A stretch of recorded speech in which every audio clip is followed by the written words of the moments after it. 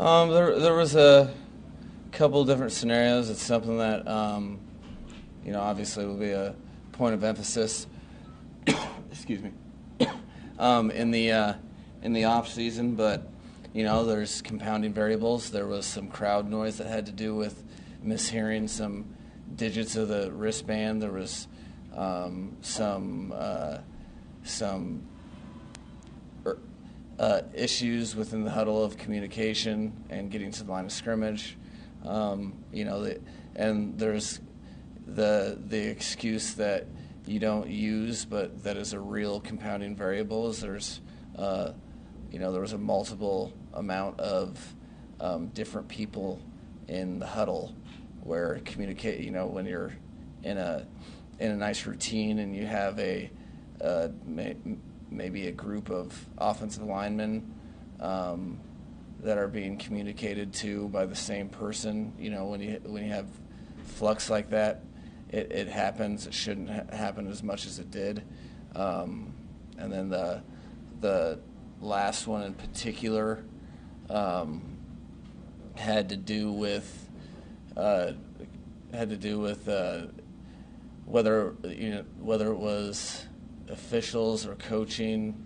There was some communication that we had gotten the first down, so then we were deploying a group of players for the 1st and 10 call, and then it was articulated that no, it was 4th down.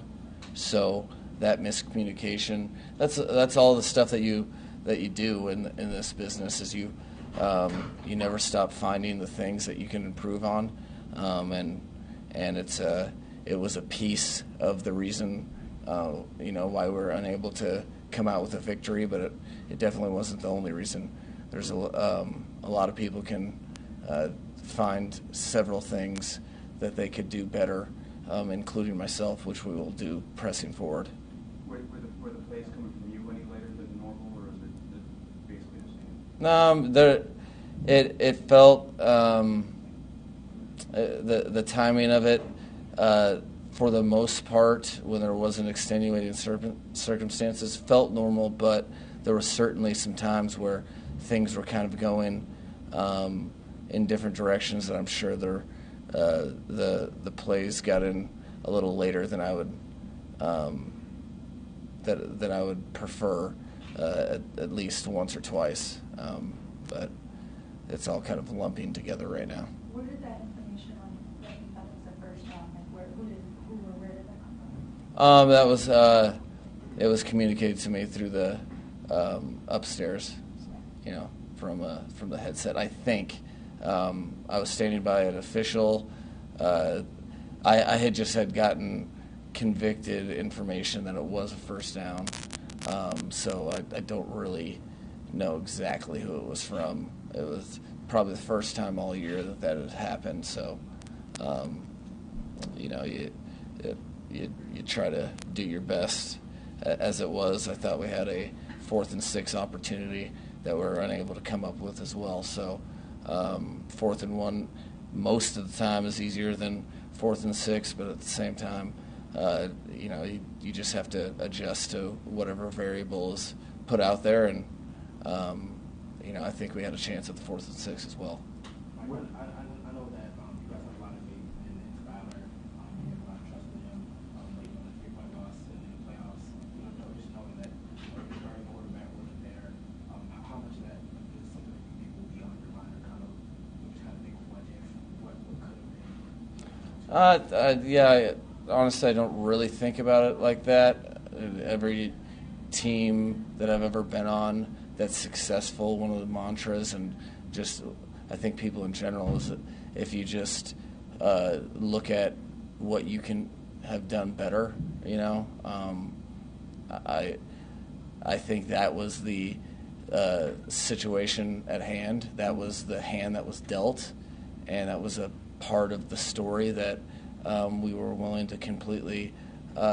We thought that we were good enough to win this game in the hand that was dealt. So that won't weigh on me as much as the things that, as I comb the game, that will be pretty tough to watch, but you do it nonetheless. And I'm sure there's going to be some decisions that I would like to have back. There always are, win or loss, really. What do you think it was about this team that had it compete the way it did when not many people thought that you could in this situation? It's the same. It's the same story as all season. We had lost 5 in a row, but it wasn't because we weren't competitive. I think there was a couple games this season that late in the third, early in the fourth, the game kind of got out of hand. But from my memory, I think it's a group of individuals that are take their job, take their teammates, take the opportunity very serious, and we've expected to be in every game. We were very aware that no one really gave us a shot. That was definitely an extra motivating factor. Not that we needed any other motivation. The Dolphins fans and the organization, we really wanted to bring. We're very aware of the drought of winning a playoff game. So, but that's something that since I got the job has been a huge motivating factor for me that I really wanted to bring the team, the organization, and the fan base. And we fell short, but it wasn't because of lack of effort or lack of determination or lack of intent. It's because we didn't get it done. We're a young team, and we had to learn from it. And unfortunately, we had to learn the hard way.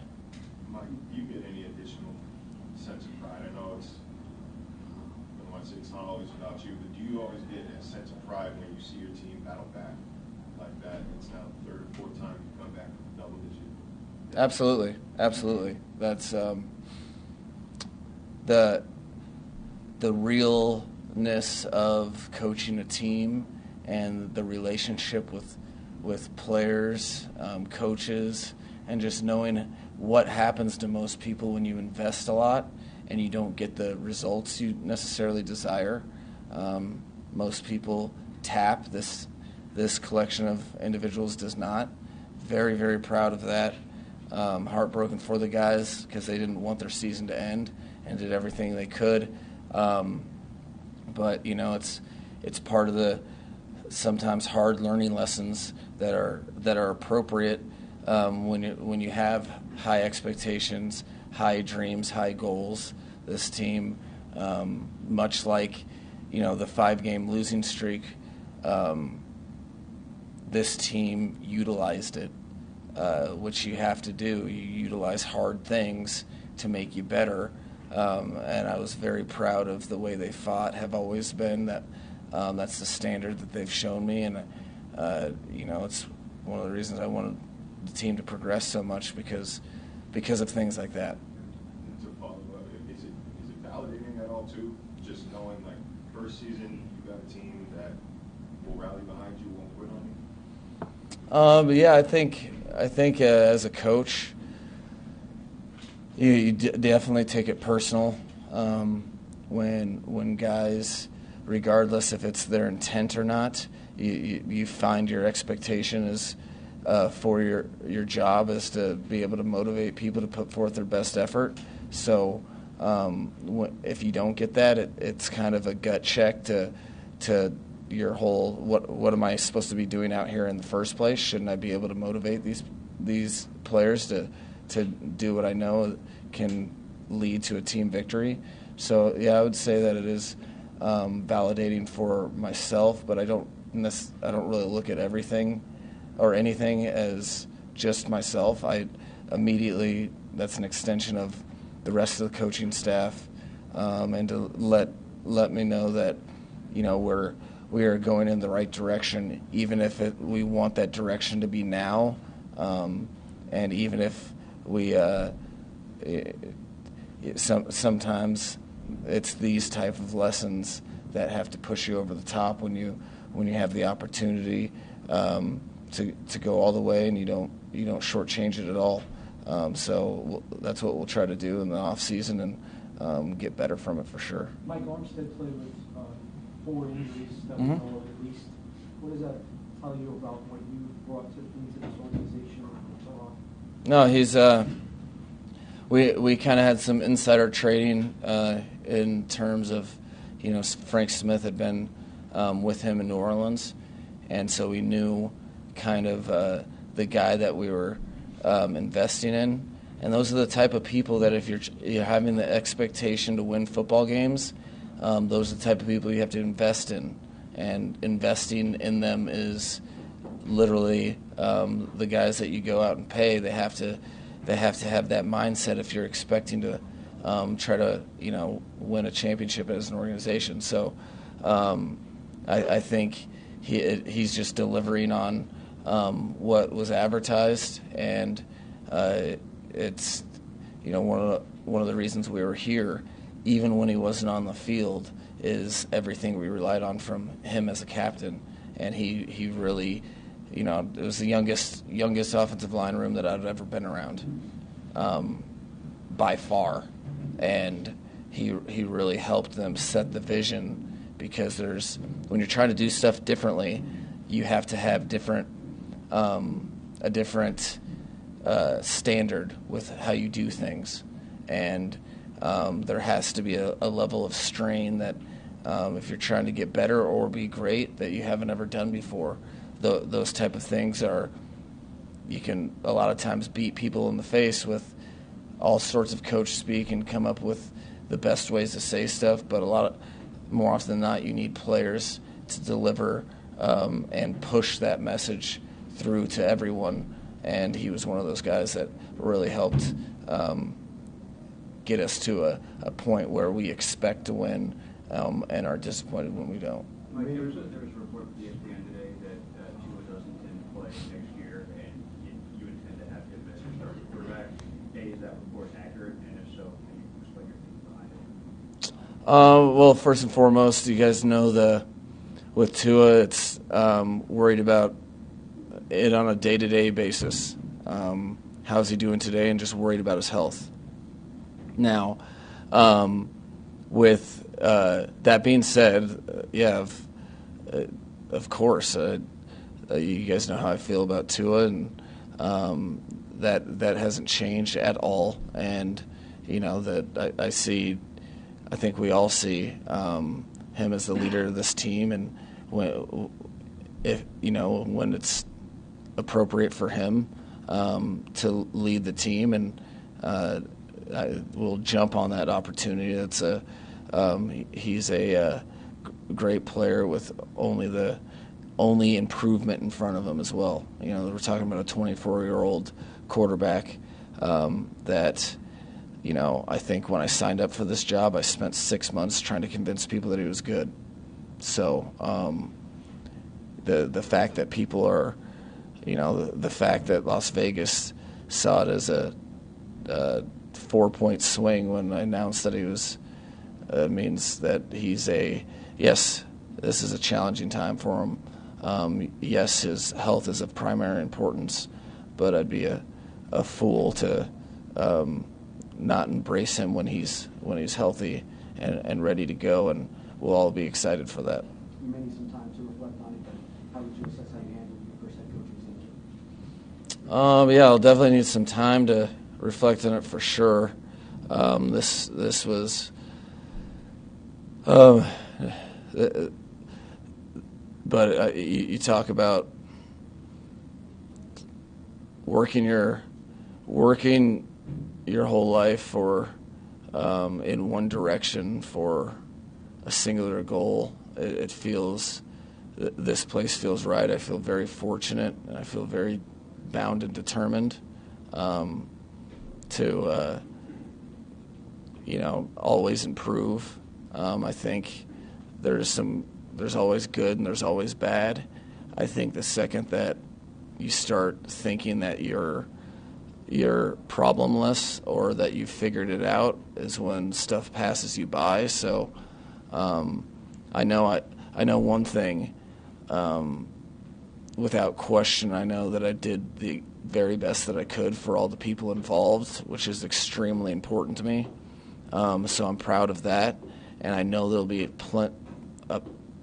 plenty of things that get better at, which is the way I look at the expectation for myself and my job. So that will never change. That will be the same thing every year.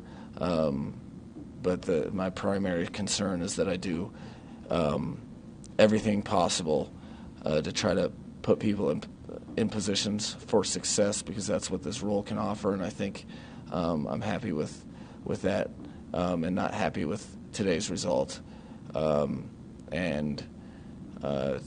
I don't think I'll ever be until it's the final game of the season and you're a champion. Last question. Good? All right. Appreciate it. Can we just get clarity, because it might be a thing. Did the refs tell you it was first down, or did your own guys on stage? I don't think it was. I don't think it was the refs. I think it was from the headset, to be honest. It didn't really matter to me because I'm not like pointing fingers, but I'm pretty sure. I don't think I saw a sign. So after the game, there's a lot of stuff going on at all times. So I think I was under the assumption that it was first down because of